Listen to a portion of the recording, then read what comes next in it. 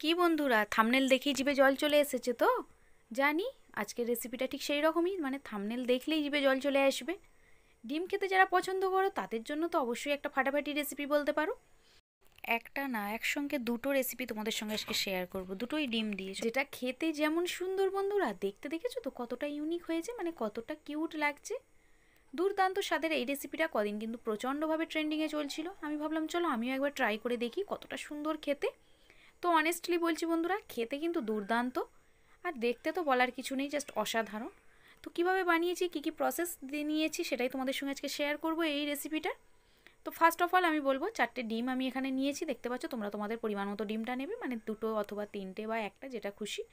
নেওয়ার পর ওভেনের মধ্যে বসিয়ে সিদ্ধর জন্য বসিয়ে দেবো জল দিয়ে। তো সিদ্ধর সময় একটা কথা বলি, একটু তেল দেবে 2-3 ফোঁটা, যাতে সিদ্ধটা আরও হওয়ার সময় ডিমটা ফেটে না যায়।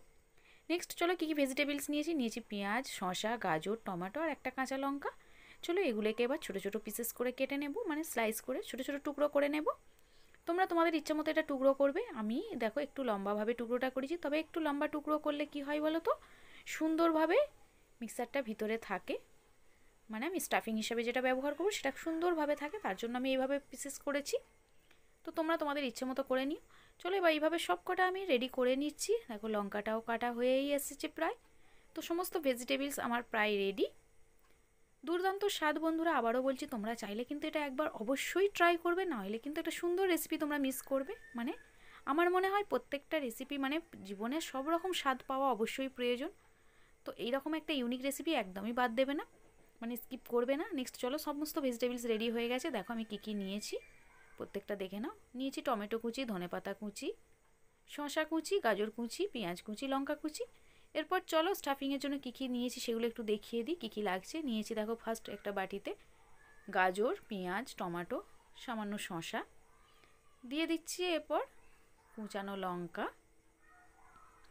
আর দিয়ে দিলাম দেখো পরিমাণ মতো ধনেপাতা। মানে তোমরা যতটা পরিমাণ ডিমের মুখ করবে ততটা একটু এগুলো ব্যবহার করবে, ঠিক সেই মাপের। নেক্সট দিয়ে দিলাম সামান্য একটু লেবুর রস, মানে একটা সুন্দর ফ্লেভারের সঙ্গে সুন্দর একটা টেস্ট আনবে তার জন্য। দিয়ে দিলাম দেখো কাসুন্দি। কাসুন্দির ফ্লেভার কে কে খেতে পছন্দ করো অবশ্যই কিন্তু আমাকে কমেন্টে জানাবে। নেক্সট চলো আবারও অ্যাড করছি এর মধ্যে, আর কী কী দেখে নাও। দিয়ে দিলাম দেখো টমেটো সস। দেখেছো টমেটো সসটা একটু বেশি পরিমাণে লাগবে, মানে 2 চামচ এখানে আমি ব্যবহার করেছি। আমি দুটো ডিম দিয়ে করে দেখাবো, তার জন্য 2 চামচ নিয়েছি। দিয়ে দিচ্ছি দেখো red chilli sauce. Red chilli সসটা খুব সামান্য পরিমাণে দিয়েছি, হাফ চামচ মতো। দেওয়ার পর এর মধ্যে অ্যাড করে দেবো দেখো নুন। মানে আমি এখানে সাদা নুন অথবা বিট নুন, তোমাদের যেটা হাতের কাছে থাকবে সেটাই ব্যবহার করবে, কোনো প্রবলেম নেই। আমি এখানে বিট নুন ব্যবহার করেছি। এরপর নেক্সট এর মধ্যে অ্যাড করে দিচ্ছি গোলমরিচ গুঁড়ো, মানে সামান্য একটু ঝাল ফ্লেভারটাও আসবে, সঙ্গে সুন্দর একটা সেন্ট আসবে, মানে খেতে বেশ ভালো লাগবে। তার জন্য স্মেলটার জন্যই আমি এখানে গোলমরিচ গুঁড়োটা ব্যবহার করেছি।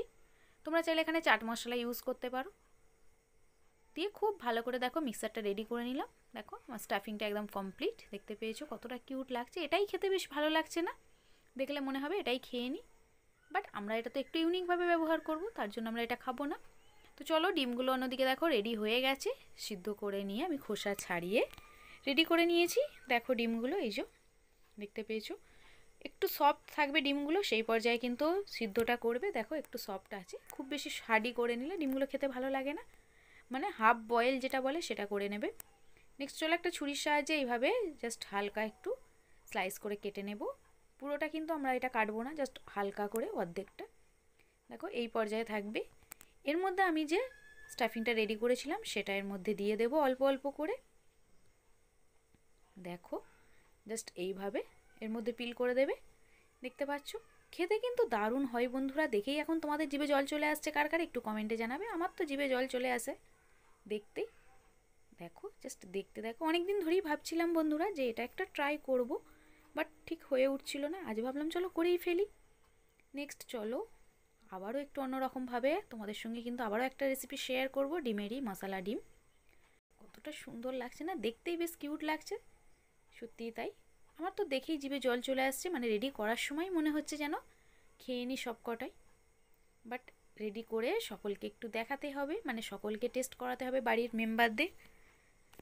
দেখো রেডি হয়ে গেছে। এরপর আমি একটু সামান্য ডেকোরেশন করে নিয়েছি, তার জন্য উপর থেকে একটু আবারও ধনিয়া পাতা কুঁচো ছড়িয়ে দিলাম। দিলেই জাস্ট রেডি টু সার্ভ। দেখো জাস্ট দেখতে দেখেছো কতটা সুন্দর হয়েছে। দুর্দান্ত স্বাদের এই রেসিপিটা করতে কিন্তু কোনো সমস্যাই হয় না। তোমরা বাড়িতে যে যে ভেজিটেবলস আছে সেগুলো দিয়ে এটা করে নিতে পারো, মানে সবই যে দিতে হবে এমন কোনো কথা নেই।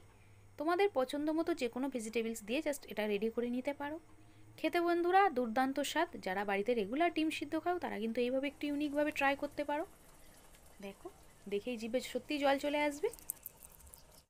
নেক্সট চলো সেকেন্ড রেসিপিটা তোমাদের সঙ্গে শেয়ার করি। একই প্রসেসের সিদ্ধ ডিমগুলো নিয়ে ওভেনের মধ্যে জাস্ট একটু ফ্রাই করে নেবে। তার জন্য দেখো কড়াইয়ে দিয়ে দিলাম পরিমাণ মতো তেল। তেলের মধ্যে একে একে অল্প অল্প করে একটু মশলা অ্যাড করবে। তার মধ্যে কী কী দিচ্ছে একটু দেখে নাও। দিয়ে দিলাম একটু গোলমরিচ গুঁড়ো, সামান্য হলুদ গুঁড়ো, খুব অল্প পরিমাণে এগুলো দেবে, সামান্য একটু লঙ্কার গুঁড়ো, আর দিয়ে দিলাম সামান্য একটু জিরে গুঁড়ো। সবগুলো দেওয়ার পর একটু নাড়াচাড়া করে এর মধ্যে আবারও দিয়ে দেব একটু রেড চিলি পাউডার, যাতে দেখতে একটু কালারফুল হয়, দেখতে সুন্দর লাগে তার জন্য।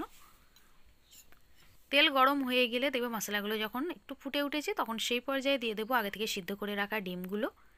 ডিমগুলো আমি আগে থেকে এইভাবে ছোটো ছোটো পিস করে কেটে নিয়েছি, মানে স্লাইস করে কেটে নিয়েছি একটাকে দুটো করে। দেওয়ার পর এইভাবে সাজিয়ে দিয়ে একটু জাস্ট ফ্রাই করে নেবে, খুব বেশিক্ষণ না, 2 থেকে 3 মিনিট।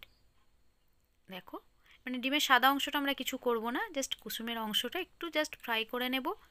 নেওয়ার পর দেখবে খেতে আরও টেস্টি হয়।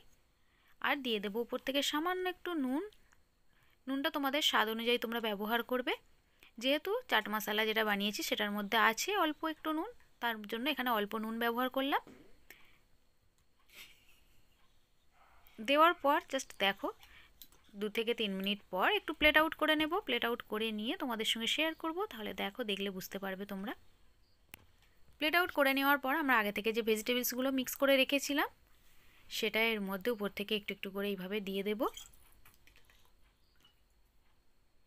দেখো এইভাবে দিয়ে এর উপরে আমি আবারও অ্যাড করব সামান্য একটু টমেটো সস, যাতে খেতে আরও টেস্টি হয় তার জন্য। তোমরা তোমাদের ইচ্ছে মতো এটা ডেকোরেশন করে নিও। আমি দিয়ে দিলাম উপরে আবারও একটু টমেটো সস। দিয়ে দেবো সামান্য একটু করে কাসুন্দি, কারণ আগেই বলেছি কাসুন্দির ফ্লেভারটা কিন্তু আমার বেশ ভালো লাগে, তার জন্য আমি একটু ব্যবহার করি সবেতেই। কাসুন্দিটা দিয়ে দিচ্ছি এইভাবে। দেখো খুব অল্প অল্প পরিমাণে দেবে, খুব বেশি দেবে না, কারণ আগে থেকে যেহেতু মিক্সারটাই দেওয়া আছে তাই পরিমাণ এখানে কমই লাগবে। নেক্সট দিয়ে দেবো কিছুটা ভেজিটেবলস আমি কাঁচাই রেখেছিলাম, মানে মিক্স করিনি, সেই অংশগুলো ছিল সেগুলো একটু দিয়ে দিচ্ছি উপর থেকে এইভাবে। দেওয়ার পর এরপর তোমাদের বাড়িতে যদি থাকে ঝুরি ভাজা, উপর থেকে একটু করে ঝুরি ভাজা ছড়িয়ে দেবে, অথবা আমি দিয়েছি এখানে বিঙ্গোটাকে আমি একটু ডাস্ট করে নিয়েছি। নেওয়ার পর উপর থেকে একটু ছড়িয়ে দিলেই রেডি। এই যে উপর থেকে দিয়ে দিলাম এবার একটু করে বিঙ্গো। তোমরা চাইলে কুরকুরে অথবা তোমাদের বাড়িতে যদি ঝুরি ভাজা থাকে সেটাও অ্যাড করতে পারো, এটা অপশনাল, তোমাদের ইচ্ছে মতো। তবে বিঙ্গো দিয়েও খেতে কিন্তু দারুণ লাগছিল, তাই আমি এটা দিয়ে ট্রাই করেছি। তোমরা চাইলে এটা দিয়েও করে দেখতে পারো, খেতে কিন্তু দারুণ হয়েছে বন্ধুরা। তোমরা দেখেই আশা করি গেস করতে পারছো। তো অবশ্যই তোমরা ট্রাই করো। দুটো রেসিপি একসঙ্গে তোমাদের সঙ্গে শেয়ার করলাম, চাইলে ভালো লাগলে অবশ্যই আমার পাশে থেকো।